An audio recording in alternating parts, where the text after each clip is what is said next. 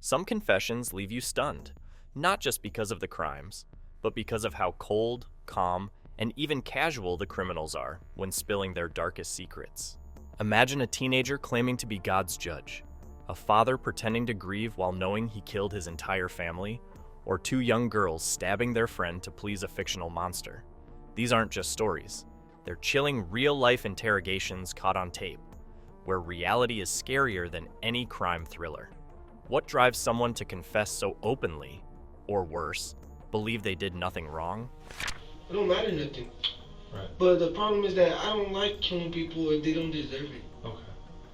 Even though I can, because I don't believe on the dead. I already came from the dead. If I die, I will come back.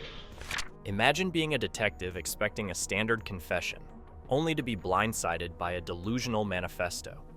That's exactly what happened during the interrogation of Brian Rodriguez Segala in March 2020 in Sparks, Nevada. The gruesome scene they found was something straight out of a horror movie. A 67-year-old man, Javier Rodriguez, lay dead in his blood-soaked apartment, shot twice, once in the wrist and once in the chest. But what came next was even darker. I don't know, I just closed my eyes. But I know I was going up, you know? Okay. Once I felt, I went up.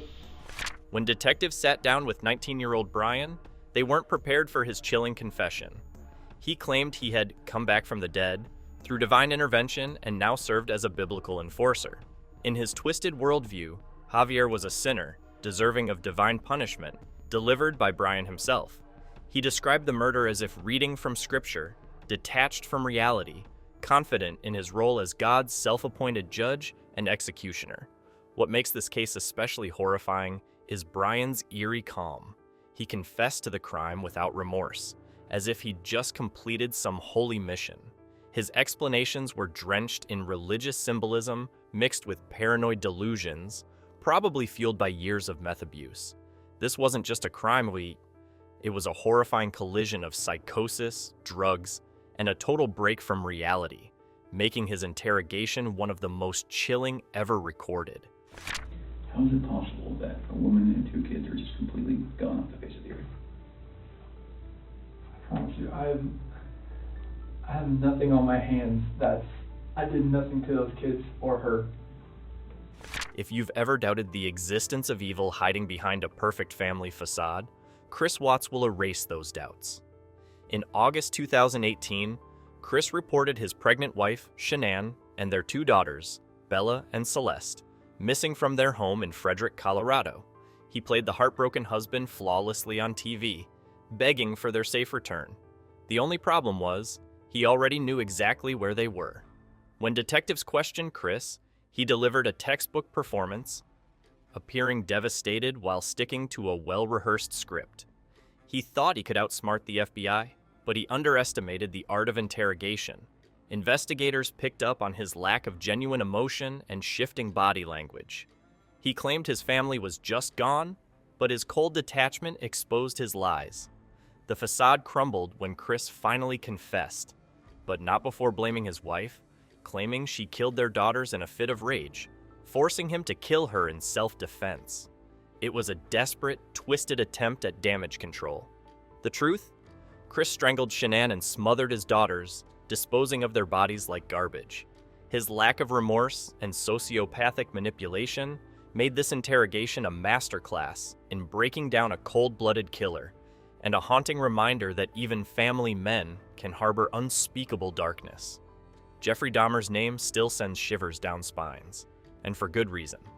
In 1991, Milwaukee police walked into his apartment and uncovered a crime scene so grotesque that even seasoned detectives were left reeling. They found severed heads, human remains in acid-filled barrels, and a freezer stocked with body parts like some macabre pantry. But it was Dahmer's calm, almost bored demeanor during his interrogation that made him even scarier. Discovered the grisly remnants of one of the most horrible crime sprees in American history. Jeffrey Dahmer, an unassuming chocolate factory worker, would eventually confess that he had seduced. When confronted by police, Dahmer didn't flinch. He confessed without hesitation, describing unspeakable acts of cannibalism, necrophilia, and murder with the casual tone of someone explaining their weekend plans. He talked about overpowering his victims, drugging them, and keeping their bodies for days, sometimes longer.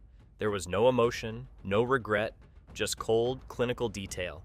The most disturbing part? Dahmer claimed he was born this way, shrugging off his monstrous actions as something inevitable.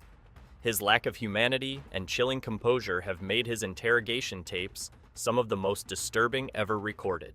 It wasn't just the gruesome details of his crimes, it was the horrifying realization that to Dahmer, his victims were objects, nothing more.